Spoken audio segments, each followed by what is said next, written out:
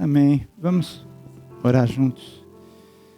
Amado Senhor Deus, nós te louvamos mais uma vez, agradecemos por tudo, Pai, pelo Deus que Tu és, pelo amor que o Senhor tem pelas nossas vidas e por todo o poder que o Senhor tem também. Porque sabemos que tudo está debaixo das Suas mãos, do Seu controle, nada passa despercebido, Pai. Por isso eu clamo para que haja uma grande manifestação do Teu Santo Espírito hoje, nesta manhã.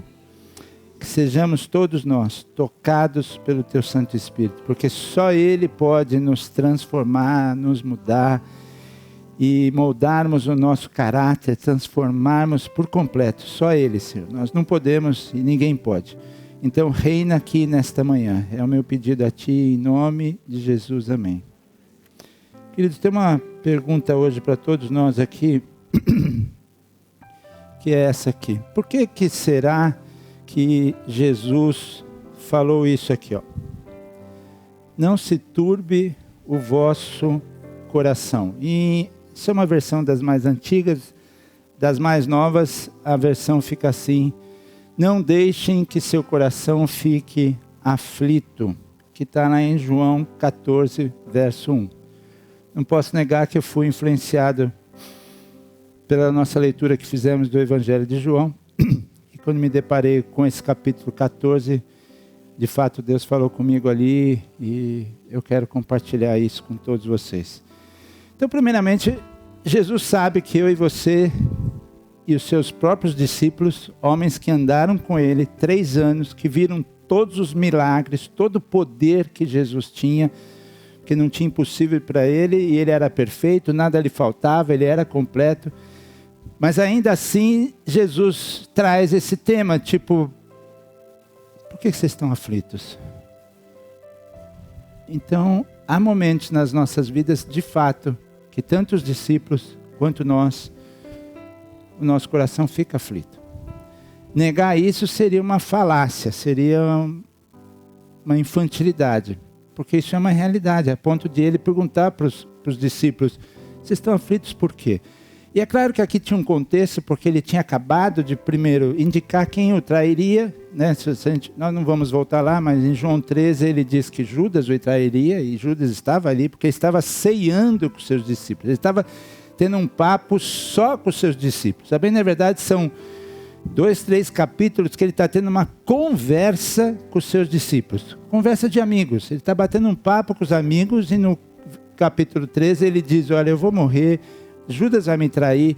Então, ao falar isso, é claro que eles ficaram aflitos, porque eles tinham medo do futuro. Quer dizer, se com Jesus já não era tão simples, porque havia perseguição, havia uma série de coisas, sabendo que Jesus iria morrer, e que eles ainda não tinham tido a revelação, apesar de Jesus insistir, dizendo, mas eu vou ressuscitar, mas ainda assim eles falavam, não, o próprio Pedro falou isso.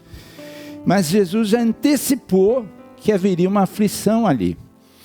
Então, cara, eu e vocês passamos por isso, mas tem solução.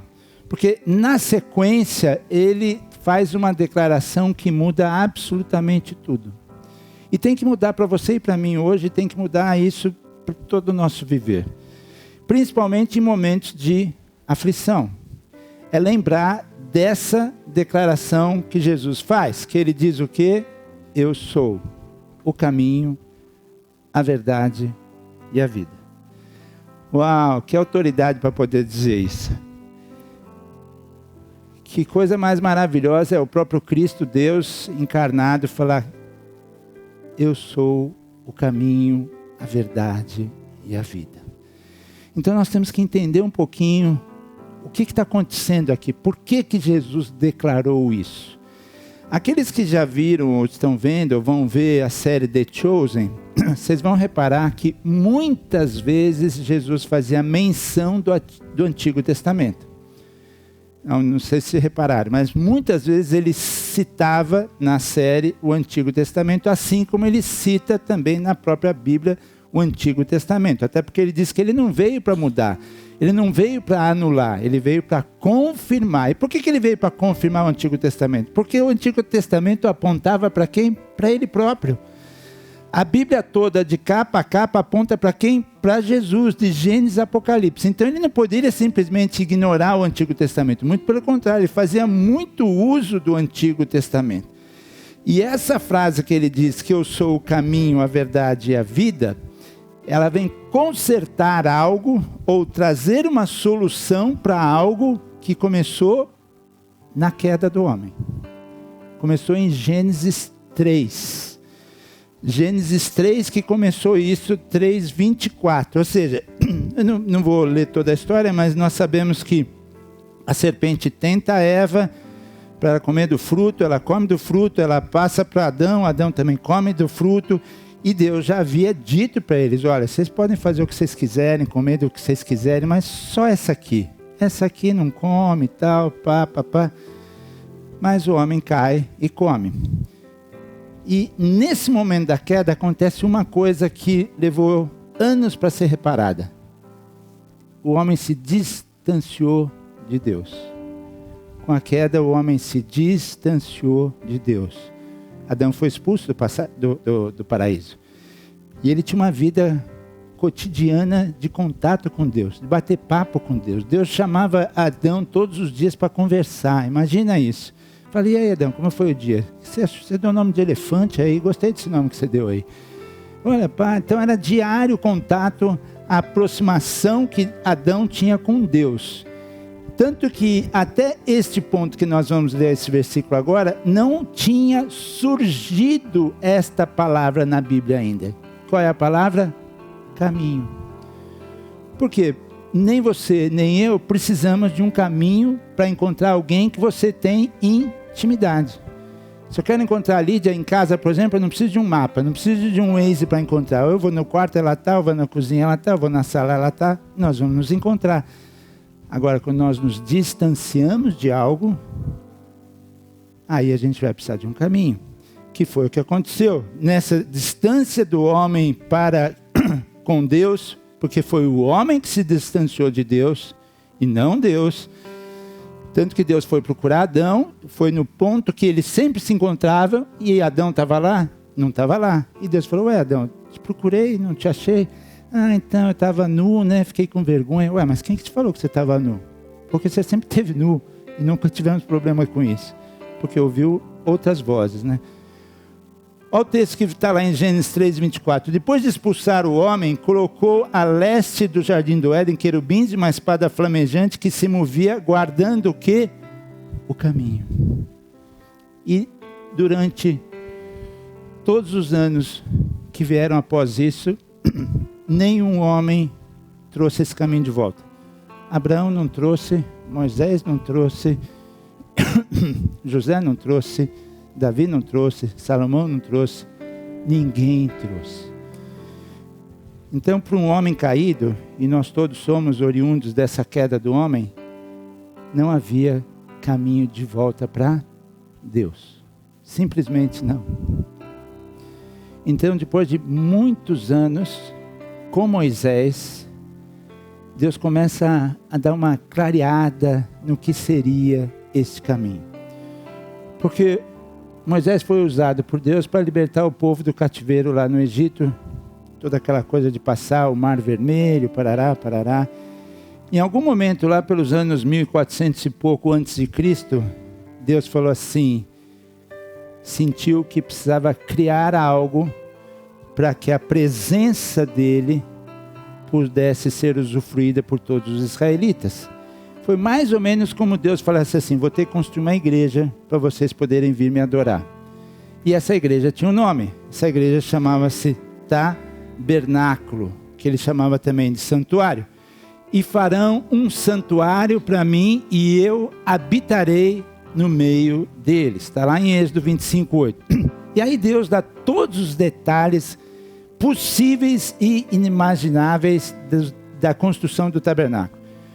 Nós também não vamos aprofundar aí, porque não é o tema da mensagem, mas era algo mais ou menos assim, o tabernáculo. Ele era construído de tempos em tempos, porque ele era móvel, mas aqui estava a presença de Deus. Porque os israelitas, nessa época, só acreditavam numa coisa, que a presença de Deus estava nesse lugar. Diferente de hoje, que a gente vem para a igreja, congregamos aqui, adoramos o nosso Deus aqui, mas Deus habita no teu e no meu coração. Então não é que Deus está só aqui, mas nessa época Deus estava só lá. Por isso que ele fala, construirei um santuário e vou habitar no meio de vocês. Mas aonde? Dentro do santuário. A minha presença estará lá. Então esse era o propósito do tabernáculo, que as pessoas, todos os israelitas podiam de tempos em tempos entrar nesse ambiente aqui e buscar adoração. Ele tinha 3 partes, vamos assim dizer. Essa parte toda aqui de fora ele chamava de pátio externo ou átrio externo. Depois nós temos uma outra parte chamada lugar santo e depois uma outra parte lá dentro, o santo dos santos. Então basicamente 3 portas, 3 partes o tabernáculo tinha. Agora, para acessar cada parte dessas, tinha uma porta. Então, aqui tinha uma porta, por exemplo, e esta porta que dava acesso ao tabernáculo tinha um nome, e o nome era Caminho. Ou seja, a primeira porta para se adentrar ao tabernáculo chamava-se Caminho. A segunda porta, que seria por aqui mais ou menos, para adentrar ao lugar santo, tinha um outro nome, e o nome dessa segunda porta era Verdade. E lá dentro, não era porta, era um véu, que separava o lugar santo dos santos, e esse véu tinha um outro nome, que chamava Vida. Então Jesus não simplesmente falou, eu sou o caminho, a verdade, a vida, porque ele era um poeta e gostava. Não, Jesus está dizendo, lembra do tabernáculo? Que tinha uma porta chamada caminho, que tinha uma porta chamada verdade, tinha uma porta chamada vida. Sou eu. Sou eu.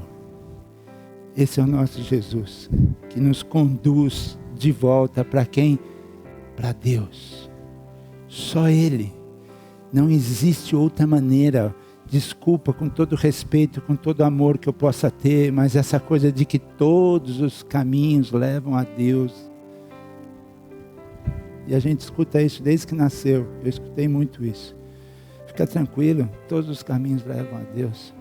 E não é. Só tem um caminho que leva a Deus. É Jesus. É Jesus, e Ele declara isso, que Ele é o caminho, Ele é a verdade, Ele é a vida. Por isso Ele pode dizer, não se turbe o vosso coração, não se turbe o vosso coração, mesmo nos momentos difíceis, lembrem-se disso, eu sou o caminho, eu sou a verdade, eu sou a vida. Agora, a Bíblia é muito honesta. O que me chamou muita atenção quando eu comecei essa caminhada 23 anos atrás, que nós, como quase todos, a maioria, somos de uma origem do catolicismo, mas íamos na igreja e tal, mas não conhecia a Bíblia, não lia a Bíblia, né? Então, quando eu comecei a pegar amor pela palavra e comecei a ler a Bíblia, o que mais começou a me chamar muita atenção na Bíblia era a honestidade dela. A honestidade dela me chamava atenção. A honestidade de Jesus me chamava atenção. Quando eu lia coisas assim, olha, sabe, no mundo tereis aflições, mas tem de bom ânimo. Eu falava, esse cara é péssimo marqueteiro, bicho. O cara está me chamando para a igreja, que nem o Rafael, está aqui hoje, por exemplo. Aí eu chego para ele, então, Rafael, no mundo tereis aflições. Ele falou, eu devia ter ficado em casa. Devia ter ficado em casa, que papo mais furado é esse aí? Mas esse é o nosso Deus, esse é o nosso Jesus, que Ele é honesto, Ele diz o que é verdade, Ele não diz vem para cá, que vai ter um carro vermelho na garagem, 0, os boletos tudo pago. Isso Ele pode fazer? Pode, já vi fazer, tem poder para isso. Mas Ele diz tudo, o que vai acontecer na sua vida e na minha, Ele sabe, Ele tem controle, então Ele não tem como negar algumas coisas. Por isso que Ele diz, não se turbe o vosso coração, não fique aflito. Eu sei que vocês podem estar aflitos, tem razões para estar aflito, mas eu sou o caminho. Eu sou o caminho. Agora, Ele é tão honesto também que Ele vai um pouco adiante, que quando ele se refere a essas portas, que nós falamos, que tem a porta do caminho, a porta da verdade e a porta da vida, ele chega lá em Mateus e diz assim: entrai pela porta qual? Estreita. Ai, estava ficando tão legal, meu. Estava gostando desse negócio de caminho, verdade, vida, porta, bacana de ver. Imaginei que era um portão largo assim, que passa todo mundo. Aí ele diz que essa porta é o quê? Estreita. Porque larga é a porta, espaçoso é o caminho que conduz o quê? À perdição. E nós não queremos isso, de jeito nenhum. Então por que essa porta, que é o próprio Cristo, que é a própria mudança de vida que eu e você temos que ter, ela é estreita? Eu resolvi pôr umas travas nessa porta. E que eu e você precisamos abrir, destravar, para que a gente desfrute do caminho, da verdade e da vida. E qual que é a primeira trava? E essa é fundamental para que as demais sejam abertas. E eu chamei essa primeira trava disso aqui: arrependimento. Se nós não destravarmos essa, nenhuma outra será aberta. Nenhuma outra. É bem sério essa parte. E é tão sério que Jesus começa o ministério dele lá em Mateus. Quando ele abre a boca pela primeira vez, Mateus 4,17, ele diz assim: desde então começou Jesus a pregar, pregando o quê? Arrependei-vos, porque o reino dos céus está próximo. A primeira vez que ele abre a boca, não foi para dizer, galera, cheguei. Não, é, galera, vocês precisam se arrepender. E quando ele termina, em Apocalipse 3,19, que é a última mensagem que Jesus enviou à igreja em Apocalipse, ele também diz: eu repreendo e castigo a todos quanto amo, sê pois zeloso e o quê? Arrepende-te. Então esse é o primeiro passo, é a única maneira de remover a maldição da quê? Da culpa. Senão eu e você nos sentiremos culpados por toda a vida, de erros que nós cometemos. E a gente comete erros? Muitos. Eu cometo erros? Muitos. Só tem uma maneira da culpa não me engolir, da culpa não me jogar numa cama e não me deixar sair dela. É quando eu me arrependo. A palavra original para arrepender-se, ou arrependimento, é metanoia. E metanoia é mudança. Então, muitas vezes a gente ouvia que arrependimento é um giro de 180 graus, por exemplo. E não é bem isso. Metanoia ou arrependimento é mais ou menos o seguinte: eu estou caminhando aqui nessa direção. E essa direção está com algum tipo de pecado. Ou a ira, ou o egoísmo, ou a mentira, ou seja lá o que for. A maldade, e eu estou caminhando. Aí eu tenho uma revelação do Espírito Santo de que esse caminho não é bom. E eu paro. E muita gente acha que arrependimento é isso. Não, eu parei. Não faço mais. Não minto mais. Não me iro mais. Mas o foco do teu pecado estava lá. E você parou aqui. Significa que eu continuo o quê? Próximo. Isso não é arrependimento. Arrependimento é: estou caminhando nessa direção. Tenho de fato uma revelação e faço o quê? Opa, por aí não quero mais. E vou em outra direção. Em outra direção. A gente vê alguns exemplos disso na Bíblia, que é a passagem que relata sobre Zaqueu. Não vou ler, mas a maioria conhece. Ou seja, era um cobrador de impostos desonesto. Então, o foco da vida dele era a desonestidade. E ele está caminhando em direção a ela, a vida toda, cobrando mais, extorquindo e tudo mais. Quando ele vê Jesus passando, ele fala: opa! E Deus fala com ele. O que ele faz? Não é que ele para e fala: parei de roubar, agora não roubo mais de ninguém. A princípio já estaria bom. Arrependimento não é isso. Ele diz assim: se eu roubei, eu vou devolver e vou dar 3 a 4 vezes mais. O arrependimento provoca o quê? Aquele que se irava, não é que ele para de se irar, que em teoria é fácil parar de se irar. Não, ele tem que agora ser uma pessoa amável. amável. Se eu tinha só palavras duras, não, parei, João. Não falo mais palavras duras para minha esposa, para meus filhos, não falo mais. O que tem? O que você tem falado? Porque se você está calado, não se arrependeu. Não se arrependeu. Então, era até um termo militar, quando o grupo de soldados estava caminhando e alguém gritava, metanoia, metanoia, era o quê? Parar, voltar e correr para outro caminho.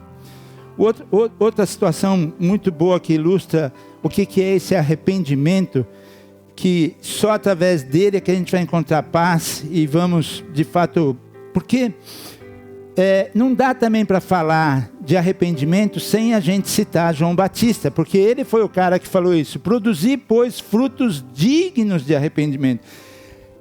Eu e você temos que mostrar, se eu me arrependi, eu tenho que ser outra pessoa, e não simplesmente parar a 20 metros do que era ruim e parar e falar, não faço mais.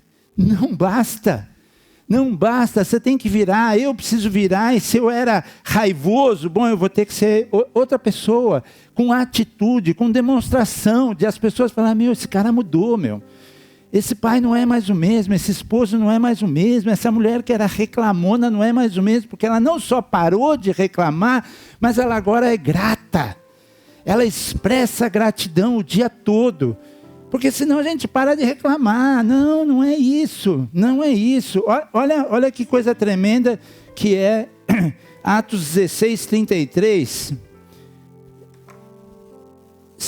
Paulo e Silas estavam na prisão, tinham sido encarcerados. Por quem? Pelo carcereiro, qual o caminho da vida do carcereiro naquela época, carcereiro romano?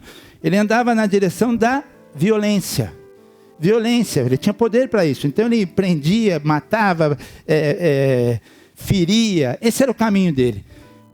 Aí tem uma conversa com Paulo e Silas, o Espírito Santo toca ele, para de fazer maldade? Não. Olha o que ele faz, olha que coisa mais tremenda que é Atos 16, 33. Naquela mesma hora da noite, quem? O carcereiro, aquele que era violento, lavou as feridas deles. Uau!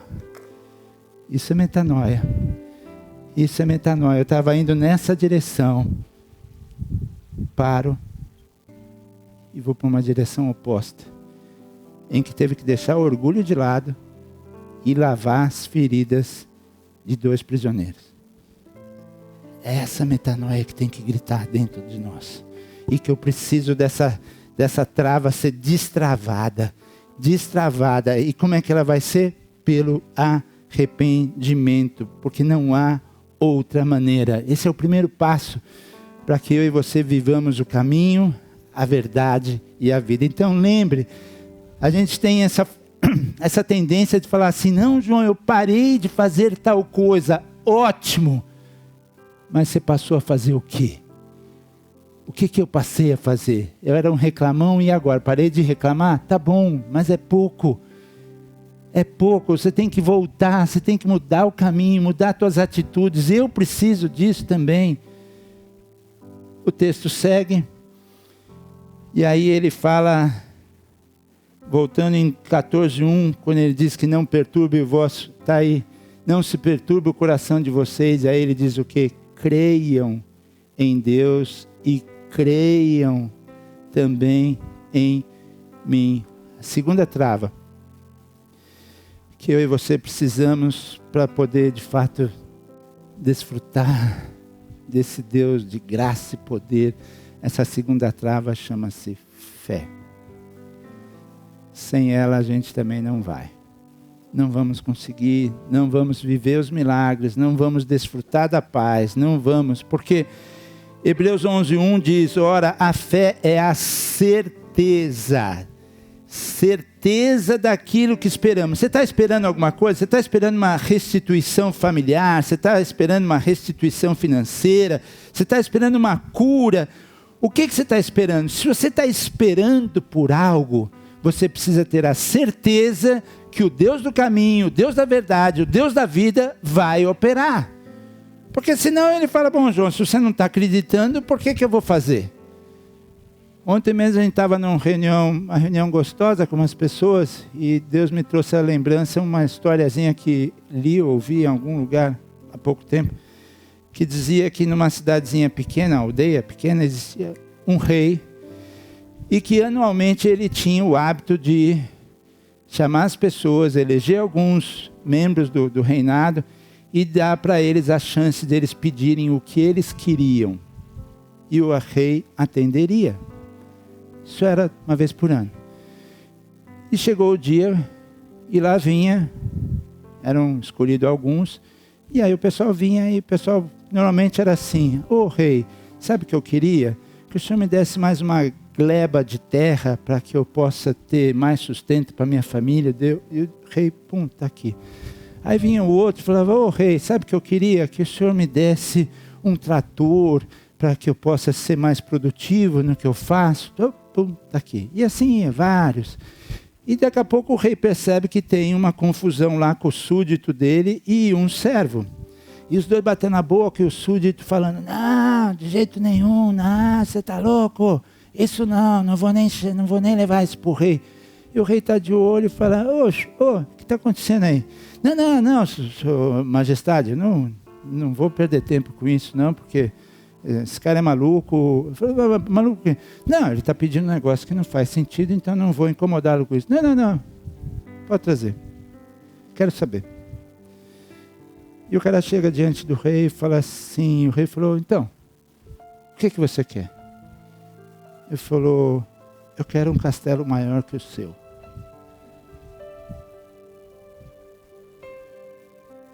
Aí o súdito falou para o rei, tá vendo?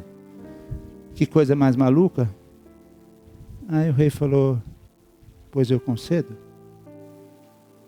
E o castelo que você quer será dado? Aí o súdito olhou e falou, não entendi nada. Aí o rei fala, ele foi o único que sabia a quem ele estava se dirigindo. A gente precisa saber a quem nós estamos se dirigindo quando pedir, quando orar, quando dobrar nosso joelho. Porque o rei falou, esse foi o único que sabia que eu tinha poder para isso. Então não esqueçam nunca mais dessa ilustração, que você está diante do Todo-Poderoso. Do Todo-Poderoso. Eu não estou falando de sermos gananciosos, não, mas tenha grandes expectativas no Senhor. E que maneira eu e você temos grandes expectativas no Senhor? Pela fé. Porque tudo será feito conforme a vossa fé. Jesus diz isso. Seja feito conforme a vossa fé. Então esse servo tinha fé que aquele rei tinha condições de atendê-lo. Porque diz a palavra em Hebreus 11:6 também, que diz que sem fé é o que? Impossível agradar a Deus. Pois quem dele se aproxima, que foi a história desse cara que se aproximou do rei, precisa crer que ele existe e que recompensa aqueles que o buscam. Aleluia!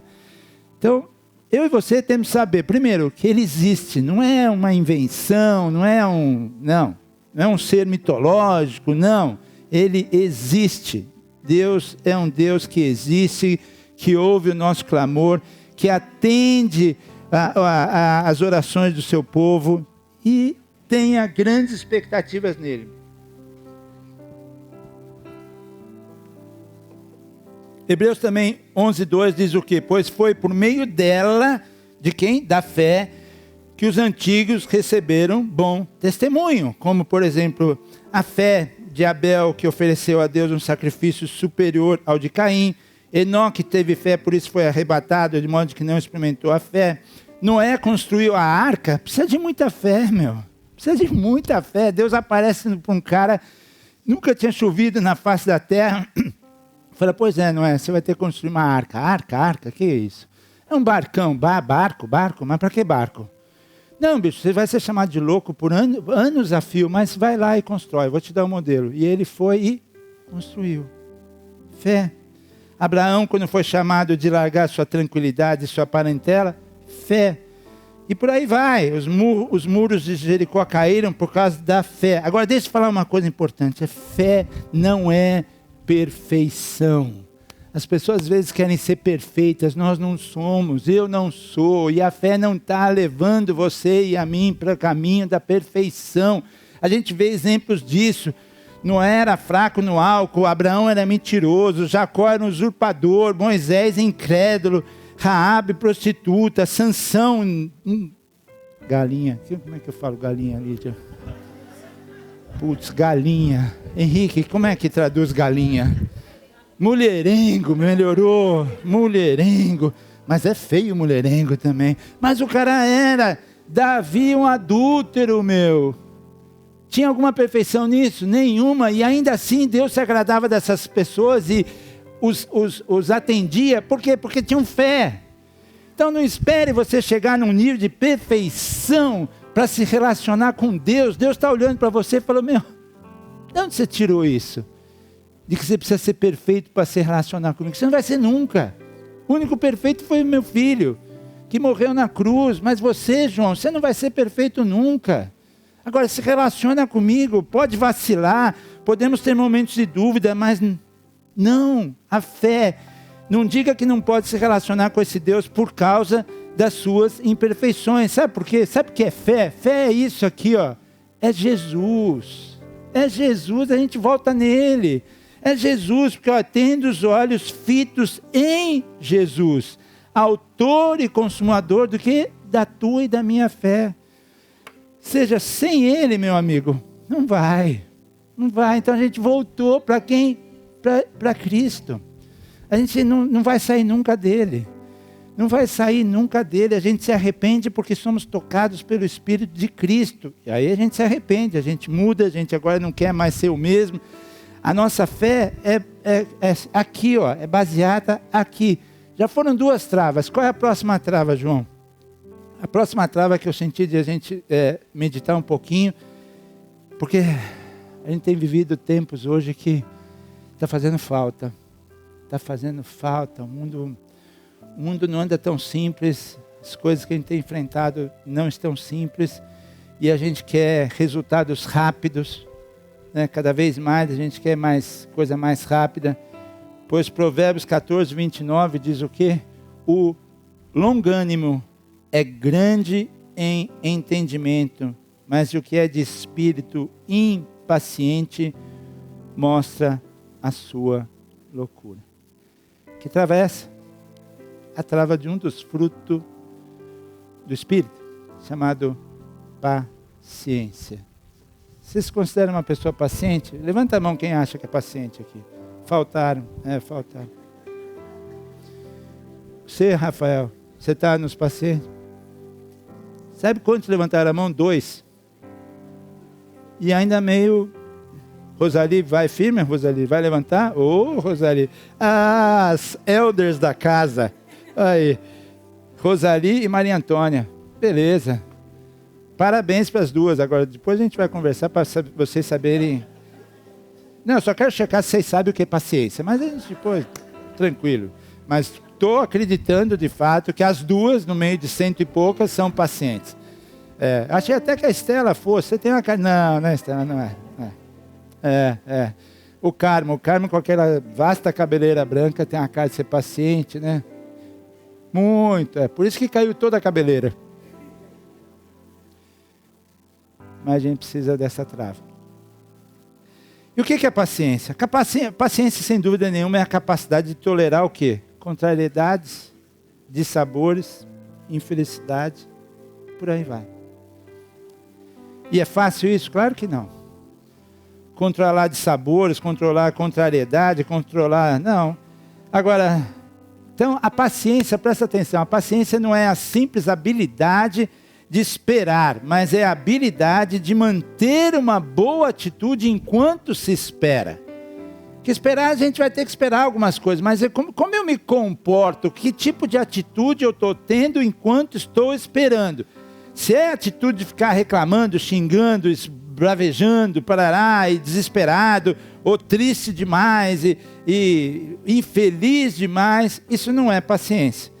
E quando eu e você precisamos de uso desse fruto do Espírito chamado paciência, em momentos de sofrimento, em momentos de dor, em momentos de tribulação, Provérbios 19:11 diz, em outro momento também que eu e você precisamos de muita paciência é quando somos ofendidos ou provocados.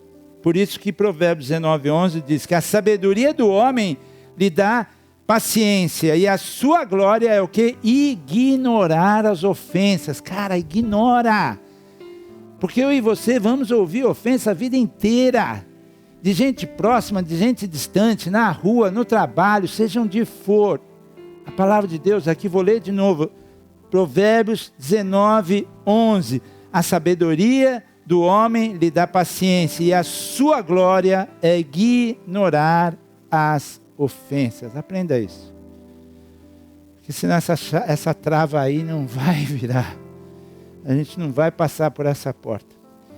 E como é que eu faço isso? Como é que eu faço? Decida desprezar as pequenas frustrações da vida.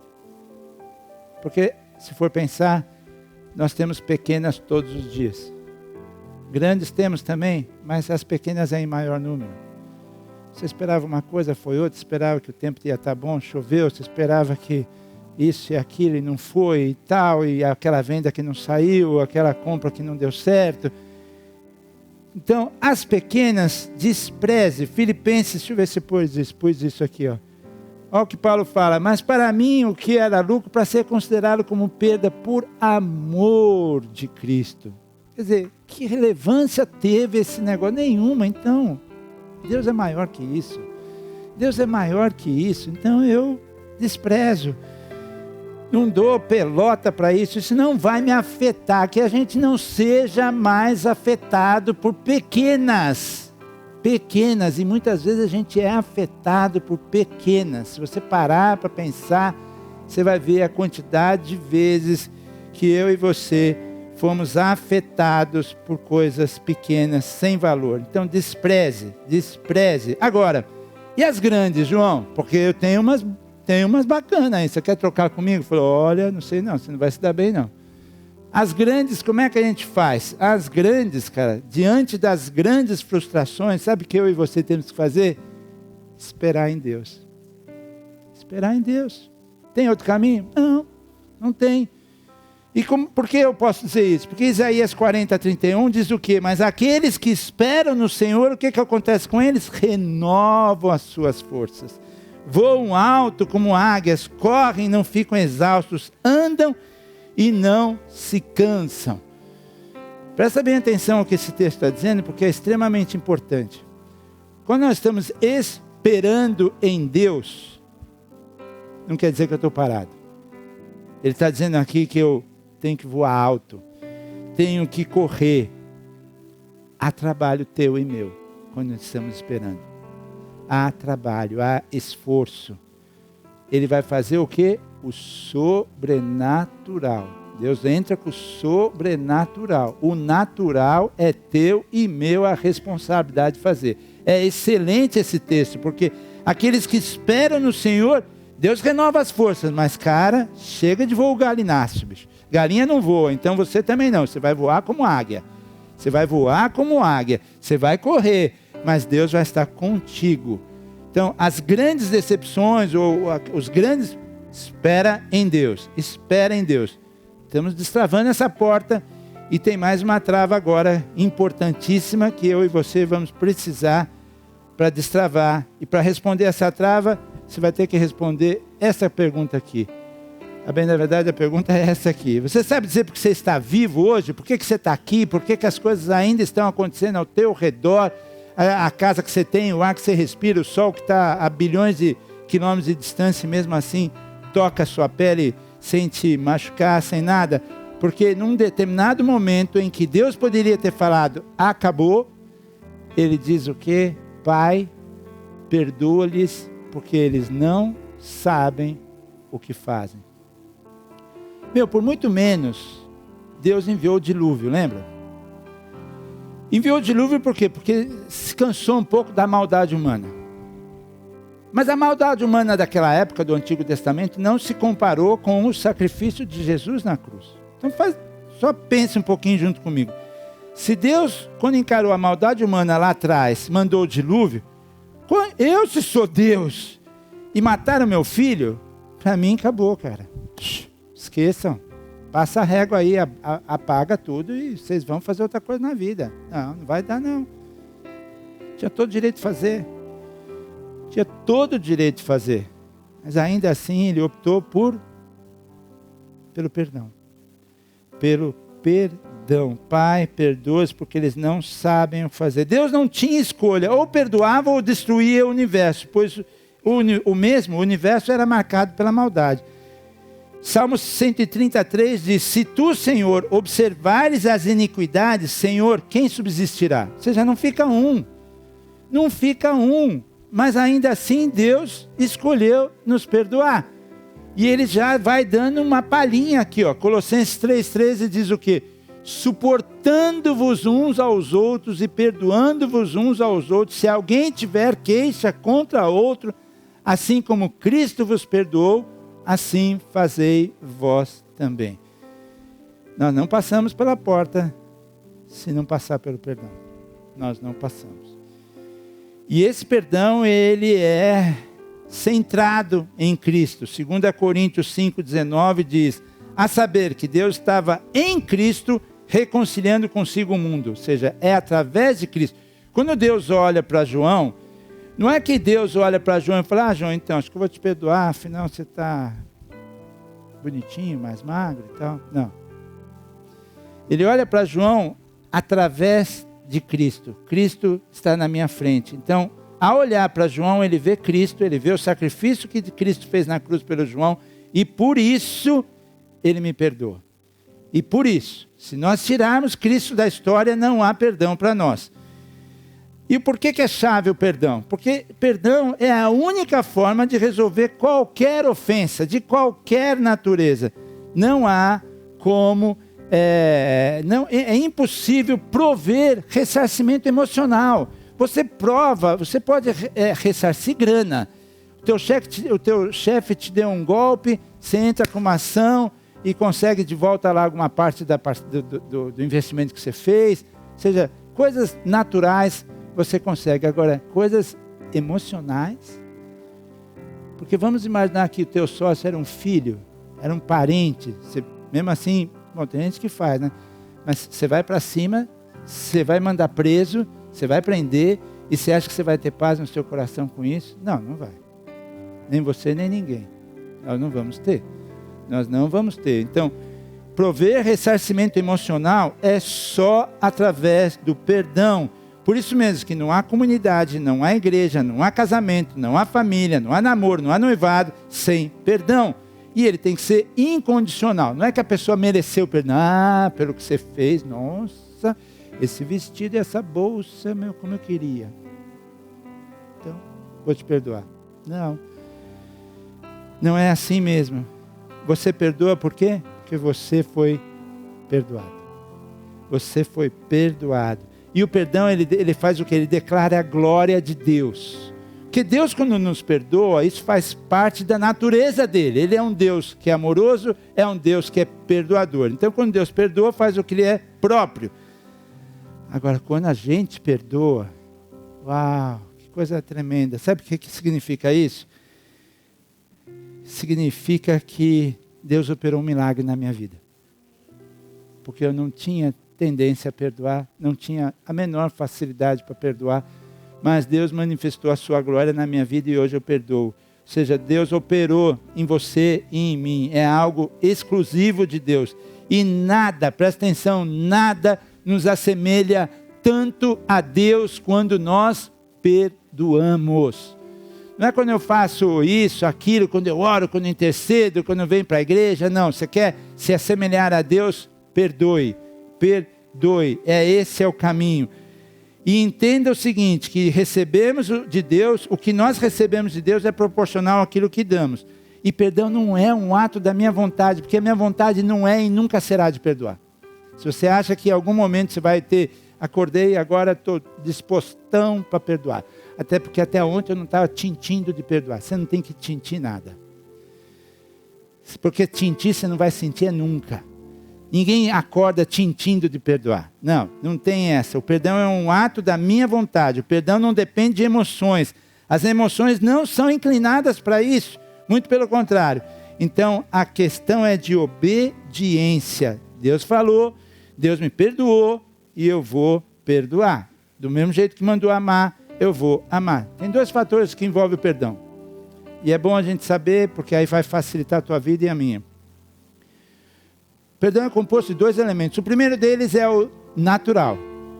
Eu entendi, vim no culto, Deus falou comigo, senti e tomei a decisão de perdoar. Origina-se em quem? Em você e em mim. Próprio do homem. Basta? Não basta. A gente vai precisar do segundo elemento, que é o sobrenatural, e esse é de competência de quem? De Deus. Competência divina. É a parte que cabe a Deus. O milagre. Por quê? Deus opera o milagre no assunto do perdão. De que maneira? Restaurando a sua e a minha alma. Porque nós não temos, no momento em que a gente perdoa, não é que a gente passa a ter uma amnésia. Não, mas Ele restaura a tua alma. Ele restaura as tuas emoções. Ele põe o amor por aquele ser que você acabou de perdoar, que você tinha raiva, que você tinha ódio. E Ele modifica o senso pessoal de justiça, porque isso não é justo. O perdão não entra a justiça. Por que muitas vezes a gente não perdoa? Que eu falo com as pessoas, falam, não, João, mas não é justo o que ele fez. Aí você não vai perdoar mesmo, nem eu. Então Deus, quando você toma a decisão, Deus, eu tomei a decisão do perdão, mas o Senhor vai ter que arrumar a casa. Porque eu não acho que eu devia merecer isso, eu não acho justo, então o Senhor vai ter que me libertar da amargura. Não, João, não vai dar. O Senhor vai ter que... E Ele faz. E é Ele que faz e traz leveza, fruto da sua decisão. Mas você tem que dar o primeiro passo. Queridos, então, lembrando, Ele é o quê? Ele é o caminho. Ele é o caminho. Que foi desfeito quando? No Gênesis. Na queda. Que loucura isso. O próprio Deus falou, guarda o caminho. Põe os querubins aí com espada, porque esse caminho aqui agora não vai rolar para essa turma não. E durante séculos não rolou o caminho. O homem nunca mais conseguiu voltar para Deus na essência, na completude. Não. Aí Tabernáculos mostra que haveria uma solução. Porque o acesso à presença de Deus passava por uma porta chamada caminho, depois passava por uma outra porta chamada verdade e por uma outra porta que chama-se vida. Que vida é essa? Vida eterna. Que verdade é essa? A verdade que nos liberta. O que é ao contrário da verdade? É mentira. E mentira faz o que conosco? Nos escraviza. Nós somos escravos da mentira. Uma hora que você mente uma vez, tipo, ontem eu te liguei, tive a impressão que você estava num shopping. Shopping? Sabe como é que... Não, e aí você ficou preso ali, ó. Você vai ter que... 3:30, então... Pedro me chamou para tomar um café. Café. E o negócio sim, e fica. Porque a mentira escraviza a gente. Enquanto que a verdade, que é Cristo, nos liberta. E é o que eu mais quero para todos vocês. É esse caminho que liberta e que nos leva à vida eterna com Ele. A vida eterna. E esse caminho, ele tem essas portas do arrependimento, da fé, da paciência e do perdão. Eita Deus! E é isso mesmo. E hoje é um dia muito especial porque João 13, Jesus estava ceando com os seus amigos e conversando com eles. E nesse contexto todo, porque graças a Deus, tem sempre os Tomés da vida, né? Tomé é aquele que fez uma pergunta mais do que idiota, é ruim. Muito ruim, idiota. Tola. que Jesus falando do caminho e Tomé falou, que caminho é esse aí que eu não estou sabendo? É uma mula. Mas graças a Deus pelo Tomé. Porque se não fosse o Tomé, Jesus não teria dado essa declaração que Ele é o caminho, Ele é a verdade e Ele é a vida. Então, precisamos dos Tomés. Precisamos dos Tomés. Não fique bravo com eles, não. Então, eu vou chamar o pessoal do louvor aqui, porque hoje eu sinto no coração também de a gente fazer algo um pouquinho diferente, porque vocês vão ministrar a ceia uns aos outros. E de uma maneira muito simples. De uma maneira muito simples. Porque tudo que falamos até aqui, falamos de Cristo. Ceia é Cristo. Ceia é arrependimento. Ceia é fé. Ceia é paciência. Ceia é perdão. Ceia é amor. Então, já já vocês vão se aproximar, pegar os elementos da ceia, voltarem para os seus lugares. E depois disso, o que eu vou querer é que vocês abençoem 2, 3 pessoas que estejam próximas ou distantes a você, simplesmente dizendo, não se turbe o vosso coração, não se turbe o vosso coração, mas creia que Ele é o caminho, Ele é a verdade e Ele é a vida. E troca o elemento, pode ser o pão ou o vinho, porque vai estar em copinho, então não tem problema. Vai e abençoa mais uma pessoa, dizendo, não se turbe o vosso coração. Eu sei que talvez eu possa estar passando por momentos difíceis, doídos, mas Ele é o caminho, irmão. Tenha fé, creia. E Deus vai estar aqui, porque Ele está aqui. Quem são os convidados para a ceia? Bom, imaginar que João 13, Jesus está ceando com eles e o próprio Judas estava presente e Jesus poderia dizer, ô Judas, você não vai rolar. Vai lá pegar uma água lá, vai dar um tempo lá fora. E ele não fez isso. É claro que a nossa orientação foi e sempre será para que você, biblicamente falando, se examine. A palavra de Deus diz isso. Examine-se o homem a si mesmo, para que não tome a ceia indignamente. Na minha concepção, tomar a ceia indignamente é não crer no que você vai fazer. Se você não acredita que Jesus morreu por você, e que Ele é o caminho, Ele é a verdade, Ele é a vida, e os seus pecados foram perdoados por esse sacrifício na cruz, que a obra de Cristo foi completa, por favor, fique onde você está, sem o menor constrangimento. Nenhum constrangimento com relação a isso. Orientamos também, porque isto é algo que eu sinto ser parte da família de Cristo. Então, você precisa estar engajado na família, né? Se você se sente engajado na família, você é bem-vindo. Não, eu ainda não, porque eu ainda não me batizei nas águas e tal, estou esperando o momento. Ótimo. Tenha paz com isso, isso aqui não é obrigação. Agora, deixa eu lhe dizer a última coisa. Não, mas sabe, João, eu já me batizei, eu tenho frequentado, mas hoje, eu tive uma coisa com meu irmão, nossa, quero matar ele vivo. Então acho que eu não vou ceiar. Está errado. Porque aí entra o primeiro destrave da porta. Se arrepende. Pede perdão a Deus. Fala, Deus, tira essa mágoa de mim, porque eu não quero ficar de fora da ceia. Eu não quero ficar de fora da ceia, não, Pai.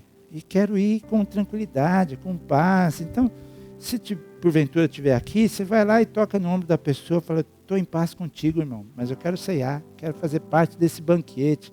Não vou deixar de participar, não, de jeito nenhum. Então, é isso, ceia é isso, é celebrar de que Ele é o caminho, Ele é a verdade e Ele é a vida. Vamos já começar com os louvores, e aí vocês, por favor, venham, peguem, voltem para os seus lugares, e aí depois nós vamos fazer juntos essa ministração da ceia, uns aos outros, declarando, não se turbe o vosso coração. Creia, porque Ele é o caminho, Ele é a verdade, Ele é a vida. Que bênção. E agora, como falamos, imbuídos de fé, de amor, de compaixão, saia do seu lugar e diga: não se turbe o seu coração. Creia que Ele é o caminho, a verdade e a vida.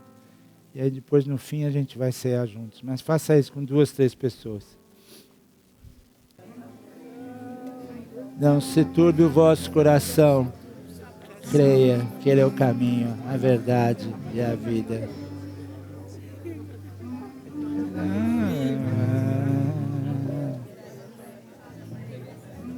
Aqui, André. Não se turbe o vosso coração, mas creia que Ele é o caminho, a verdade e a vida. Deus abençoe muito você.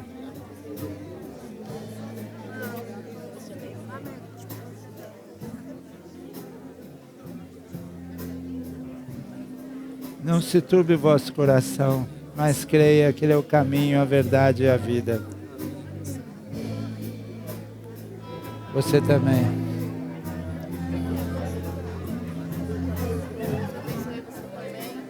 Ale, fica tranquilo, Ele é o caminho, Ele é a verdade e a vida. Não se aflija nunca.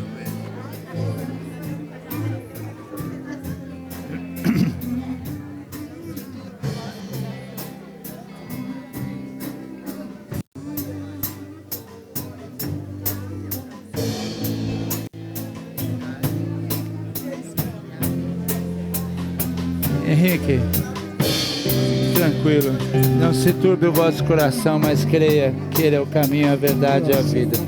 E está no controle da sua vida. Daqui esse pãozinho. Rafa, Deus te abençoe, cara. Amém, glória a Deus, turma, vamos, que coisa linda. Volta um minutinho só para o lugar de cada um aí, se for possível. Mas glória a Deus por isso, Deus está aqui manifestando a graça e o amor dEle sendo derramados nesta manhã, nesta igreja, nestas famílias aqui representadas. Mais uma vez, uma alegria ter Tomás conosco hoje aqui, bom revê-lo. Rafael também aqui conosco hoje e todos os demais. Que todos juntos possamos se sentir abraçados por esse Deus de amor, sabendo que Ele é o caminho, a verdade e a vida. E a palavra de Deus diz assim: pois recebi do Senhor o que também lhes entreguei.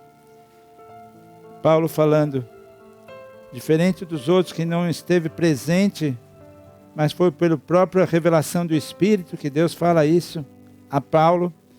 Recebi do Senhor o que também lhes entreguei, que o Senhor Jesus, na noite que foi traído, tomou o pão e, tendo dado graças, partiu e disse: este é o meu corpo que é dado em favor de vocês. Façam isto em memória de mim. Comamos do pão. Da mesma forma, depois da ceia, ele tomou o cálice e disse: esse cálice é a nova aliança do meu sangue. Façam isso sempre que o beberem, também em memória de mim. Amém. Muito obrigado, Jesus. É isso mesmo, uma salva de palmas a Ele. Que Deus abençoe a todos abundantemente. Vamos louvar o Senhor, tá certo, Sandro?